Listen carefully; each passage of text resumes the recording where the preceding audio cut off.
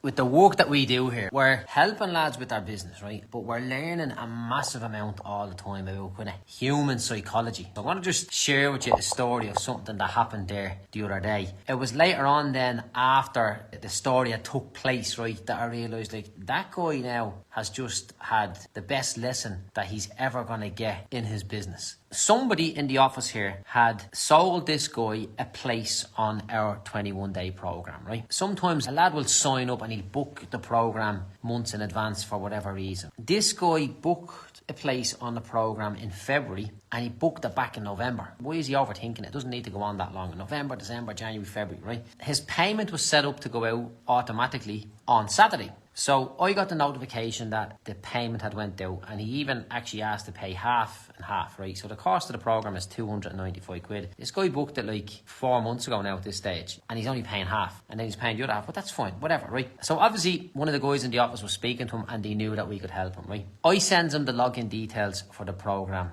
on Saturday at 12:18, right? This will make you laugh, right?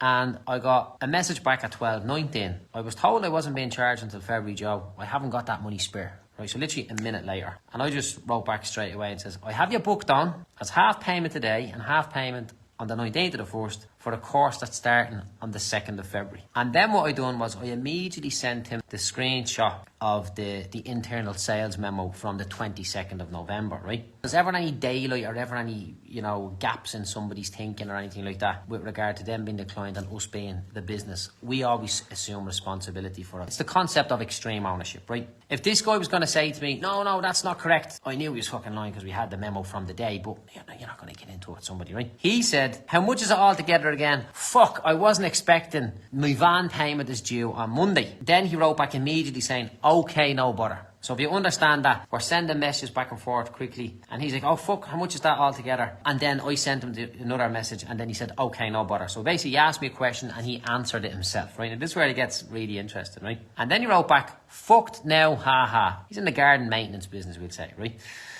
And he could have asked for his money back. I would have just given it to him. If somebody is really tight for 147 quid, they probably shouldn't be in business in the first place. Never mind doing that with me. But anyways, so he had wrote back, fucked now, ha. And I wrote back to him then immediately saying, you're cornered into making more money now. And he goes, yeah, that doesn't help me for Monday though. Smiley face, right? Now I'm like, he's my client. So I'm now responsible for him making more money. I'm like, get out today and make that money back.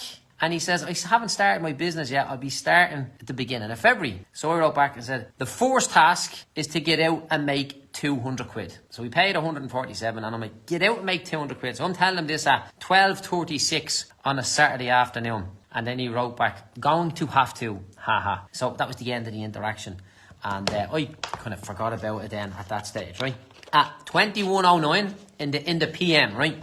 He sent me a message, 190 made today. Ha. All works out in the end. So I wrote back, that's the winner's attitude, pal. Me and you are going to be friends for a long time if that's the way you roll. And he just wrote back, has to be done, and a little salute, right? And there's a great little lesson in that, right? First of all, he shouldn't have been booking a course back in November for February. He should have booked it in November and done it in December. He should have booked it and got on it straight away, right? That's fine. Lesson learned, right? The next thing that could have happened is when he made the payment, he could have said, oh, no, I can't. Will you send the money back? And I would have absolutely sent the money back, and I probably wouldn't have accepted him onto the program again, because you need to get lads that are at a point where they're like, no, look, I need to do this. You don't want someone just doing it for the crack. You want to get clients that really need the help and they understand the value of this, right?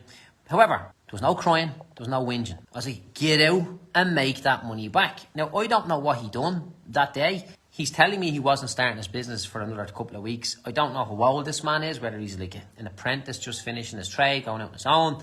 I have no idea about this man whatsoever, right? But what I do know is this man has the right attitude. This man here has the winner's attitude. And I tell you now 1,000,000%, we will be friends for a long, long time, because the first interaction with that guy, I like him. I like his determination. I like his attitude. I like his mentality. When you're dealing with business owners all the time, you're dealing with some that have lots of money and you're dealing with some that have very little money, but they're all coming towards you to have you help them acquire some skills so that they can earn more money. So if a guy comes into me and he has no money, it doesn't really make a difference, because he'll have money by the time I'm finished with him, providing he has the right attitude. And this man here has the right attitude.